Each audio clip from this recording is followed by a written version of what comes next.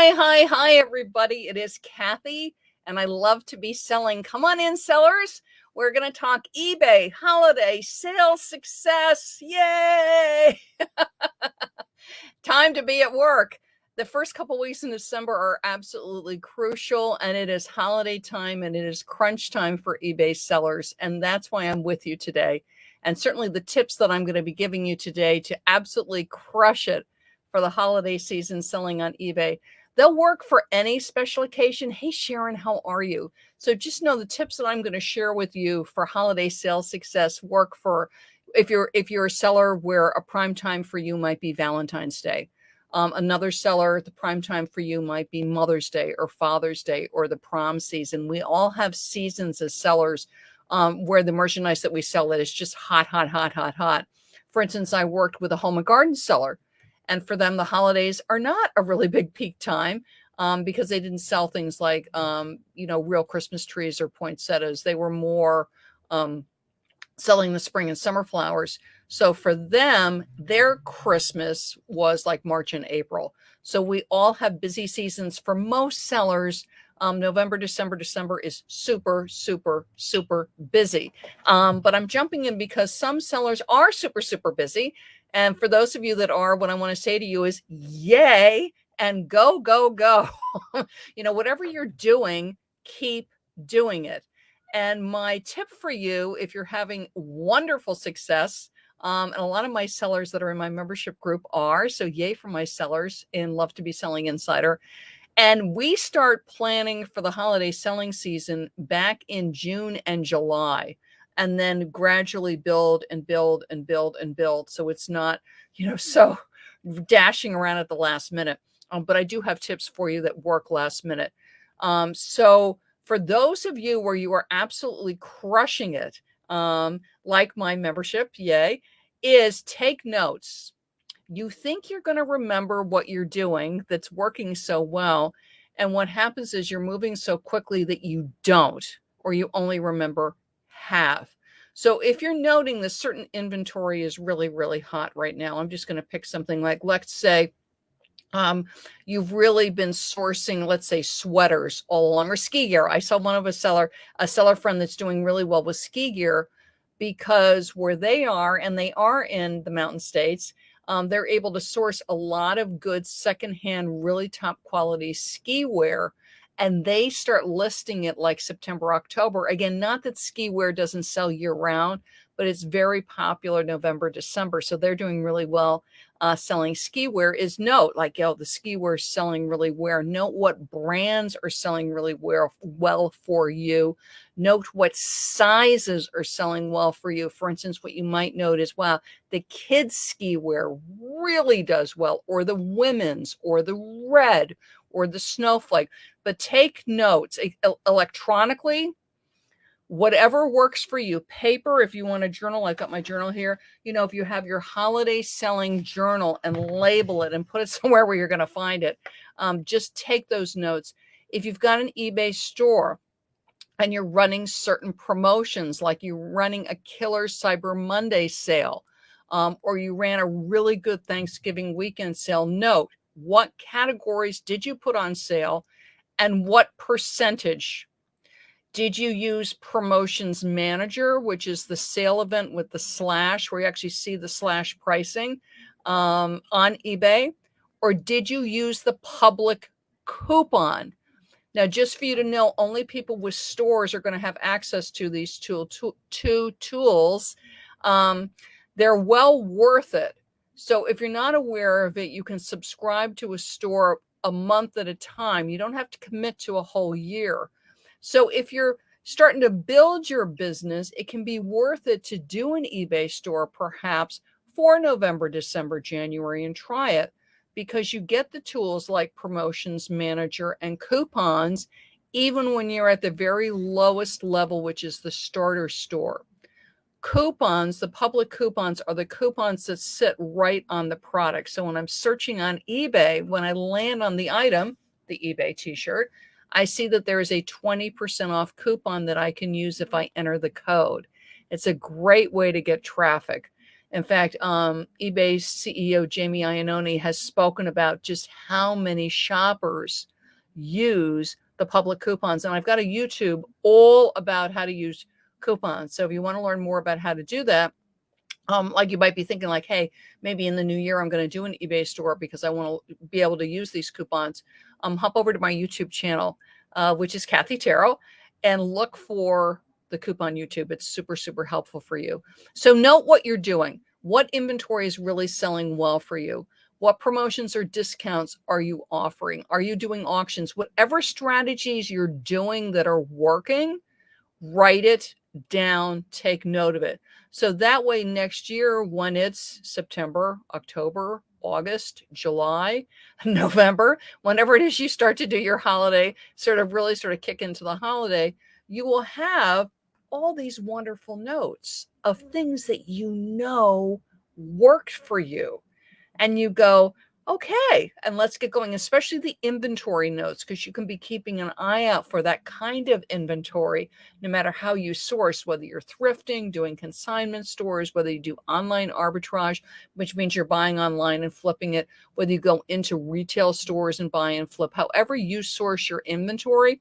If you know what categories or styles or sizes or colors are really doing well, it's a great way to keep an eye out for those items, because then you can replicate your success. Okay, so definitely be doing that. Now, some of my sellers, particularly some of my newer sellers, are having a rough time because you are listing, which is good. It's like good, yay, but it's slow. And then some of my more seasoned sellers also, you've got your listings up, but it's slow. For whatever reason, the inventory that you have is not selling. Sometimes it can happen because things change. So like something might have sold really well last year or the year before, and this year it's just more of a struggle. Like for some reason, it's just not selling. A couple of things to do. For my newer sellers, but us experienced sellers always need to be reminded of this too. Always take a look at your listing. And if you're not aware of it, more than 80% of eBay shoppers now are on mobile. And I know for me, I do everything on desktop. Okay, so I'm always on my desktop. But the majority of eBay shoppers are on mobile. So even if you work on a desktop all the time, it's a really good idea to pull out your phone or pull out your tablet and look at your listing. And you can do this like at night, you're relaxing, you're watching a movie or you're watching some sports or whatever, is just pull up a listing, just for a second and take a look at it. And notice what things on an eBay listing really stand out to you. And what you'll notice on an eBay listing on mobile, what really stands out is the title and the picture. The condition is right there in the listing frame. It's called the listing frame. So it's what you see right there when you're looking at it. It's the title, it's the image. You're going to see the condition, whether it's new with tags or whatever. The price is right there. But the big thing is the picture and the title. So for my newer sellers, and again, this can happen sometimes when you're listing with mobile, which a lot of folks do when they're starting off on eBay. You take the picture or you put in the barcode if you're listing something that has a barcode, and eBay sometimes will pre-fill. Sometimes what's pre-filled, or you're clicking on somebody else's listing and you're clicking sell one like this, eBay's going to capture some of the information from that person's listing. Their title might be very short, only a few words. And on eBay, we're given 80 characters. And again, my more experienced sellers, 5-6 years ago, you could do a short title. It was like fine. It's like, okay, it's a Donna Karan red dress, size 8, and that's it. And you just put it up, you do the pictures of the dress, you do a description, and you list it. You can certainly do that. But if you're experiencing slow sales, like you go, this red dress, this should be selling. This is perfect for the holidays. Why isn't this selling? Look at your title. Look at the 80 characters, because you do get 80. So for instance, if it is that red dress, does it have a great neckline? Is it a sweetheart neckline? Is it a V neckline? Was it made in Italy? Is it organic cotton? Is there something in it where you might go, well, who cares? They can tell it's V-neck or sweetheart from the picture. Yes, but you have 80 characters in your title. And by putting that in the title, I'm giving that much more information to eBay search. Yes, I can also do it in the item specifics and click it, but it's good to have it in the title because that's what shoppers are reading. They're looking at your picture and they're looking at your title. So things like, let's say it's a wonderful, unique, one of a kind item. Again, do I know where it's made? Do I know what it's made of? Is it ceramic? Okay. Is it handcrafted? Is it artisan? Is it embroidered? Is it embellished? Is it translucent? Is it clear? Is there a slight chip? And if there's a chip or a mark or some kind of stain, I do put that in the title. I'll put imperfect, because especially if it's a very high value item. So let's say I'll pick something like a handbag. Let's say it's a handbag that would typically sell for $250. And because it has an ink mark on the front of the bag, near the bottom, but it's there, you can see it.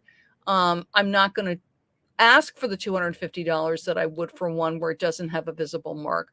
Maybe I'll do 150 or 160, particularly something like that where it's a highly desirable item and you're doing it at a very reasonable price. Using the word imperfect in the title is good, because what can happen is, it's great if you put it in the description, but people will see the price, they see the picture, they may not see the mark because the mark is clearly spelled out perhaps in your third or fourth picture, and they'll grab it.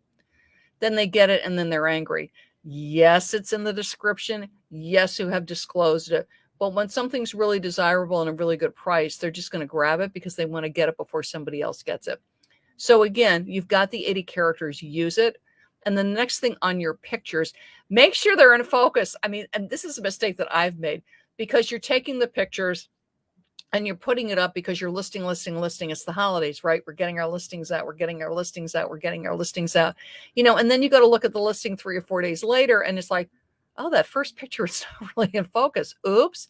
So this is my suggestion, that when you're taking pictures, so again, let's say I'm taking a picture of the cell phone case, is I always do 2. So if I'm doing the back of the case, I shoot it twice, okay, or 3 times depending, because that way, if there is one that's out of focus, I don't have to pull the item out and redo it. I have that second or third picture that will be in focus. But look at your pictures.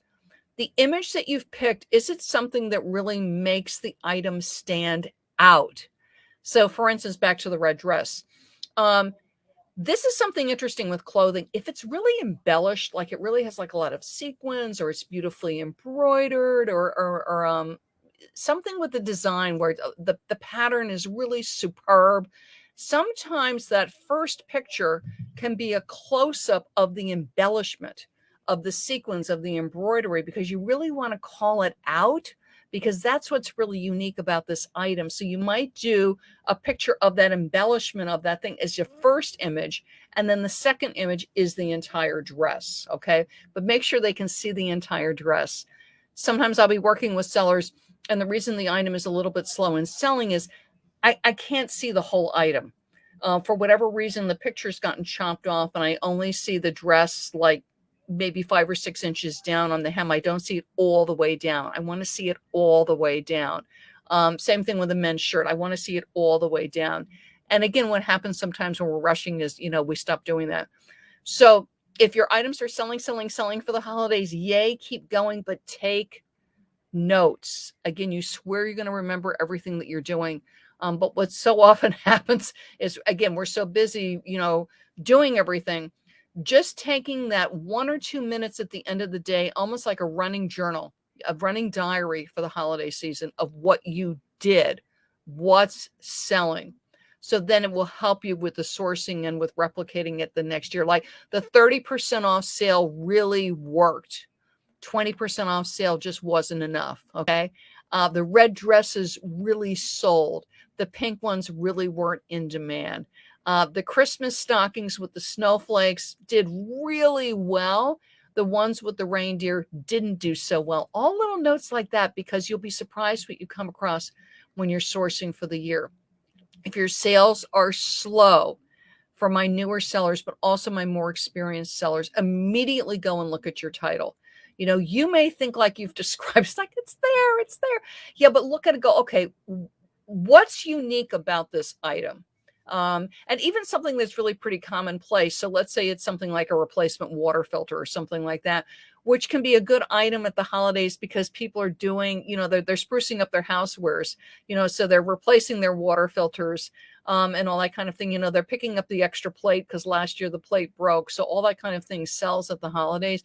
Replacement plates, glassware, you name it, because we're entertaining, we're bringing people into our home.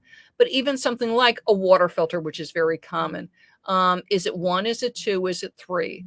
For what brand water pitcher is it? Is it in the package, or are they loose? All that kind of thing is things that you can put in the title. So again, the brand of the pitcher, how many filters, if it's still in the retail box or if it's just in the packaging, that kind of thing. Same thing with the replacement, when you're selling glassware, dinnerware. It's worth it to find out what the pattern is for that. And if you're not used to it, replacements.com is great for that, and search for your pattern, where it's made, is it microwave safe? You can put that in the title, microwave safe, porcelain, made in Italy. The country of manufacture is always big. So look at it. What can I put in the title that people would be searching? That's when people say, think like a buyer. They would be searching for this. eBay, gray t-shirt, 100% cotton, women's size large, made USA. And then if there's room, I could do short sleeve. Okay. But those are my tips for you. And the other thing that's really going to help you when you're filling out the title, because sometimes you're like, oh, I don't know what to put. And it also helps you with social media, which again, if your sales are a little slow, double down on your social media. Be posting it on your Facebook. You can use your Facebook personal profile to post some products. Just don't overwhelm your friends, your Facebook business page, but also don't forget about your Instagram and your Pinterest. And what I've done is I've got a wonderful tip sheet for you that I've done. And what it's loaded with is keywords. And keywords are the information that will get your items sold, because keywords, what they do is they fuel eBay search and they fuel Google search. And they are the terms that buyers are using when they're searching on the internet and on eBay to buy items. And again, a lot of times you think you've described something, you think it's great, and by using one or two of these keywords, it will really get your item to pop. So I've put together this guide. It's completely free, and it's my holiday gift to you. So if you hop over to my website, ilovetobeselling.com, and what you're going to look for is top eBay holiday sales and social media tips. It's free, so grab it. And very simple, to the point.